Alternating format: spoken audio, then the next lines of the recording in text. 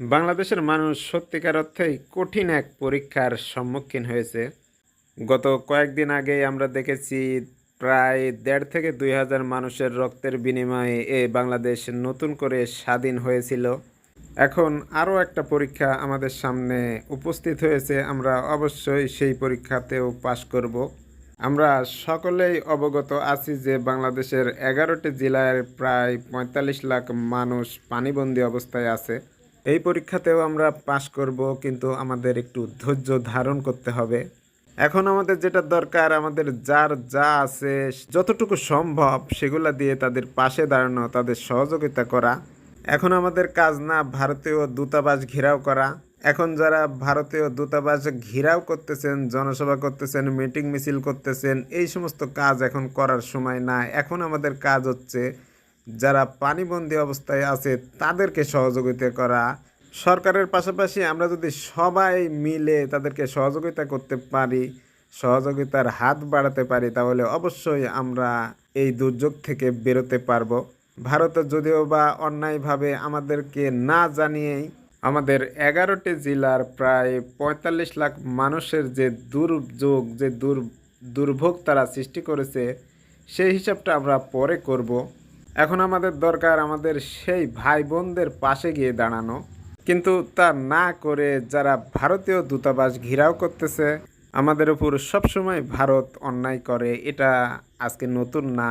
গত ৫০ বছর ধরে তারা এই অন্যায় করে যাচ্ছে। বর্ষা মৌসুমে আমাদের অতিরিক্ত পানি দিয়ে আমাদের বন্যার সৃষ্টি করে, আর শুকনা মৌসুমে তারা সবগুলা বাঁধ বন্ধ করে রেখে আমাদের নদীগুলা মেরে ফেলতেছে, আমাদের নদীগুলা শুকিয়ে যাচ্ছে। আমরা তো পদ্মার উপর ব্রিজ করতে পেরেছি, কিন্তু পানির অভাবে পদ্মা তো শুকিয়ে যাচ্ছে। স্বৈরাচারী শেখ হাসিনা বলেছিল যে আমরা ভারতকে যা দিছি তা ভারত কোনোদিন ভুলতে পারবে না, কিন্তু প্রতিদানে ভারত আমাদেরকে এই দেয়, এটাই দিয়ে আসতেছে। এর কোনো রকম পরিবর্তন আমরা দেখতেছি না, কারণ ভারত কোনোদিন দেয় না, শুধু নেয়। এরা একমুখী। তাই ভারতকে উপযুক্ত জবাব দিতে হলে আমাদের অবশ্যই উঠে দাঁড়াতে হবে। উঠে দাঁড়ানোর জন্য যে সময় লাগবে সেটা সেই সময় পর্যন্ত আমাদের ধৈর্য ধারণ করতে হবে। দেশকে কোনোভাবেই অস্থিতিশীল করা যাবে না। এই সময় ভারতীয় দূতাবাস ঘেরাও করার নামে কোনো রকম উশৃঙ্খলা করা যাবে না। আর যদি আমরা এগুলা করতে থাকি, তাহলে ভারত এই দেশ অস্থিতিশীল করার জন্য মোটিভ পেয়ে যাবে। আমরা আমাদের সমস্যা নিজেরাই সৃষ্টি করব না, আমরা শান্ত হয়ে আমাদের সমস্যার মোকাবেলা করব। বাংলাদেশকে সোনার দেশ তৈরি করতে অবশ্যই আমাদের ধৈর্য ধারণ করতে হবে।